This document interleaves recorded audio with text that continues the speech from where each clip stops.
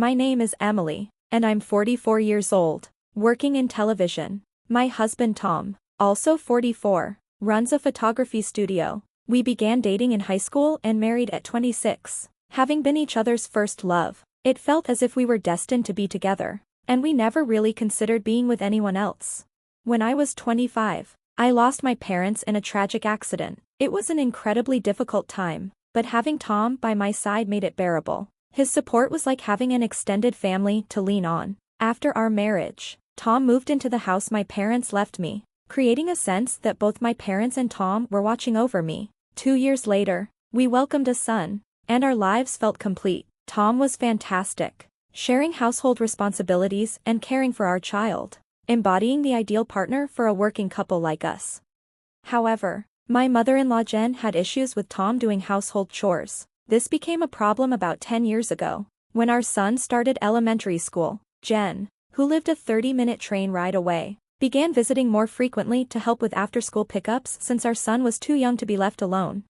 Around this time, Jen's husband Steve had retired and was home more often. Jen, having always been a housewife, disapproved of Tom taking on kitchen duties. She often remarked, "A man shouldn't be in the kitchen, or our generation would never have imagined this." During my first visit to Tom's parents' house, she bluntly asked, "Emily, you're going to quit your job, right?" Her views on women being housewives clashed with my career as a broadcaster, which she didn't seem to appreciate. Despite this, Tom, who knew me from our high school broadcasting club, supported my career ambitions, just as I supported his dream of being a photographer. Our mutual support felt entirely natural.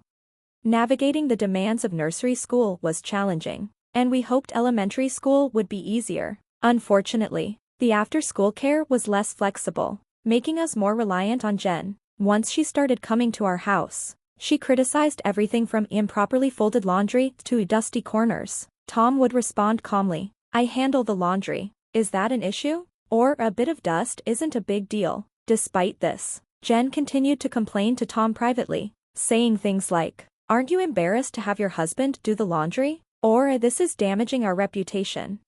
Even though her help was valuable, I remained silent. Jen held traditional views but embraced modern conveniences in her own way. Despite her age, she proudly owned a smartphone and used it to book reservations and access services. She often commented on how technology made things easier, saying, "You have to use these convenient tools." At the time, we relied on a weekly paper-based shopping delivery service, which Jen disapproved of. She argued, "You should shop in person. The delivery fee is a waste." When she discovered that online ordering was possible, she chided me, "Emily, why are you using paper? Online ordering is so much more modern."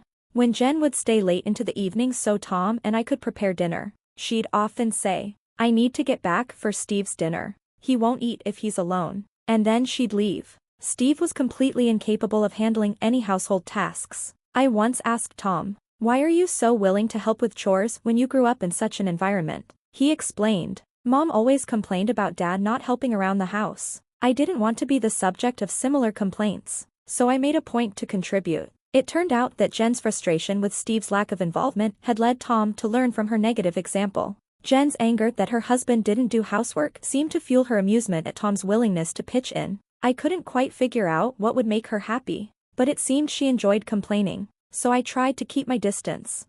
At that time, I had no inkling of the drastic steps Jen would take, including selling our house without permission. That summer, my company offered me an exceptional opportunity, a 2-month business trip overseas to cover the World Championship in sports broadcasting. It was a rare chance and a significant career milestone. After discussing it with Tom, who was swamped with work and worried about managing our son John's care while also working, Jen, who had overheard our conversation, volunteered to help. Despite my reservations due to past experiences, with no other options available, I agreed to let Jen take care of things at home. We had considered moving Tom and John to his parents' house, but the commute to school would be impractical, so Jen agreed to stay at our home on weekdays. After completing the sports broadcast and returning exhausted but satisfied, I arrived home one afternoon to find Jen waiting at the entrance, looking as if she'd been anticipating my return. As I prepared to thank her for managing the house, she delivered an astonishing revelation: "The house sold for $300,000. And I'm taking the entire amount." My tired mind struggled to process her words. This house. Our house? I asked, incredulous. Jen's eyes sparkled with a mix of triumph and mischief as she confirmed. Yes, this house. Confused and trying to make sense of the situation, I asked, that's it? Jen laughed, exclaiming, what are you talking about, Emily? There's a registration certificate in your name. I'm not falling for that. She stood there, arms crossed, looking quite self-assured. Realizing the conversation was going nowhere, I decided to redirect the discussion. Let's set that aside for now. Why did you sell the house? I inquired. Jen's eyes were bloodshot as she replied. What belongs to the wife belongs to the husband, and therefore to me. I'm using the money to build a new house. Her declaration made me uneasy. A new house? For whom? I asked, feeling a growing sense of fear. For Steve and me. You and Tom will live there too. This way, Tom won't have to do any more household chores, she said. She insisted with a serious expression. I raised him not to do such things, and I won't allow Tom to do household chores in the future. As I pieced together the story, I learned that shortly after our marriage, when Tom was in the kitchen, Jen had told him to let me handle the chores. Tom had responded, no, this house is Emily's. I need to do at least this much. Jen had misunderstood this as Tom doing chores solely because he was living in my house. She had always believed that Tom didn't actually want to do household work and preferred to focus on his job. The concept of a working couple sharing household responsibilities was foreign to her.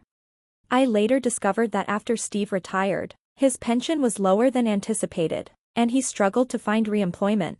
This financial insecurity made them anxious about continuing to live in their rented apartment, leading them to take such drastic and irrational steps. I tried to clarify, this house isn't mine alone, and Tom considers household chores a normal part of our partnership. Jen cut me off. Lies. All lies. You're just twisting things to fit your own narrative. I wanted to point out that it was actually she who was distorting the facts, but I needed to get the details straight first. Where did you sell the house? I asked.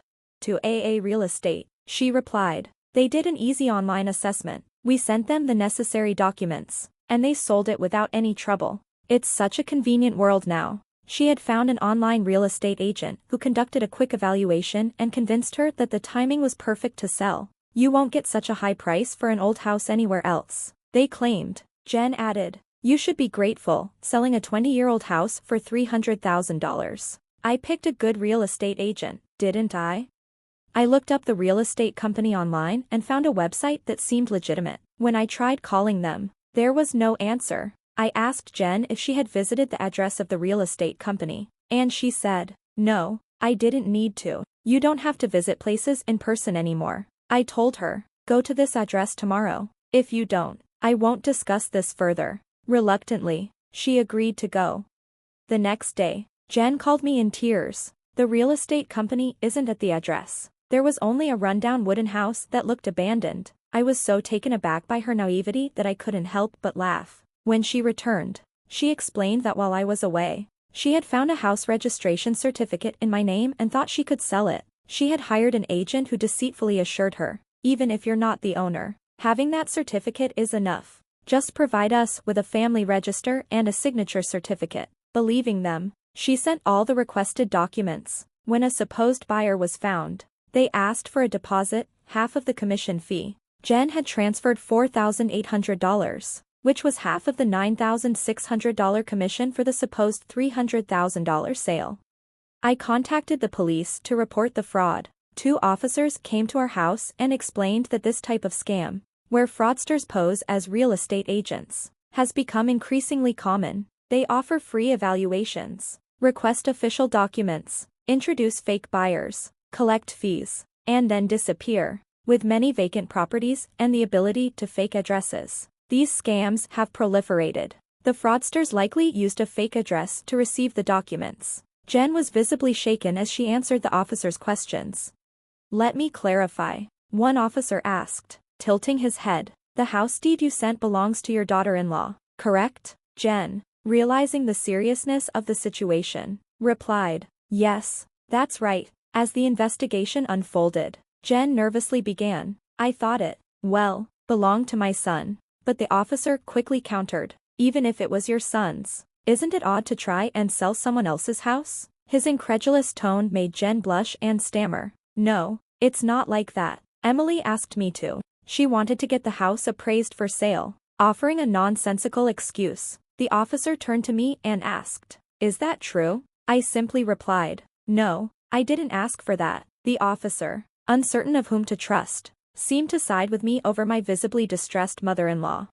"You shouldn't sell property on your own," the officer admonished. "This is just outrageous." Jen bit her lip and stared at the ground, remaining silent. The officer, now convinced of Jen's reckless behavior, asked about the deed registration. "You sent a copy?" he inquired. When Jen weakly responded, "No, it was the original," the officer looked even more dismayed. He turned to me and asked, "Will you be filing a theft report?" I answered, "No, the document is now invalid. In fact, the house has already been sold to someone else. We were able to complete the sale with just the registration identification due to recent legal changes. The deed itself was no longer required for the transaction, so I kept it as a memento." Jen, unaware of this change, mistakenly believed that the deed meant I still owned the house. Typically, real estate agents would request or verify the deed themselves, but fraudsters often bypassed these details.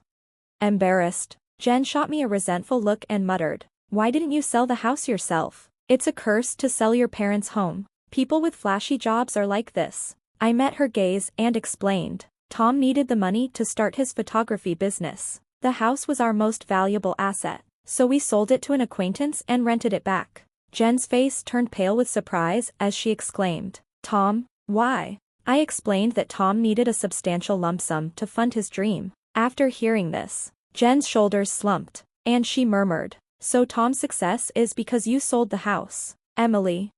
Well, I could say that, but I believe spouses should support each other through everything. "We're in this together," I replied. Jen suddenly broke down in tears. "I wanted to work too," she sobbed. "My husband can't do anything. Even now, after his retirement, he does nothing. What has my life amounted to?" Her continued complaints against Tom made it difficult for the police officer to complete the report. Ultimately, a fraud report was filed, but even after 10 years, the perpetrators remain at large, and it's unlikely the money will ever be recovered.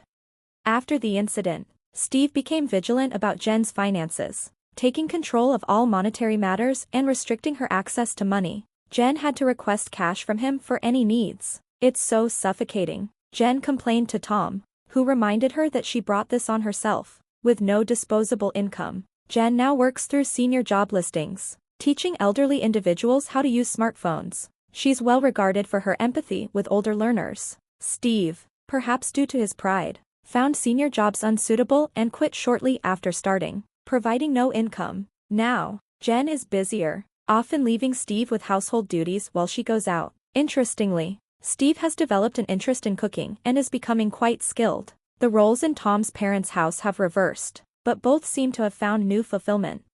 As for me, after my overseas business trip, I successfully advanced in my career and now anchor the evening news. Tom's photography studio is flourishing, and we've managed to save enough to consider buying back and renovating the family home. We are grateful to our acquaintance for allowing us to keep the house despite the unfortunate incident. It turned out well for Tom's parents in the end. Our son is turning 17 and approaching adulthood, so I've shared the story with him as a cautionary tale about internet fraud. To preserve his grandparents' dignity, I've kept the part about them attempting to sell our house a secret.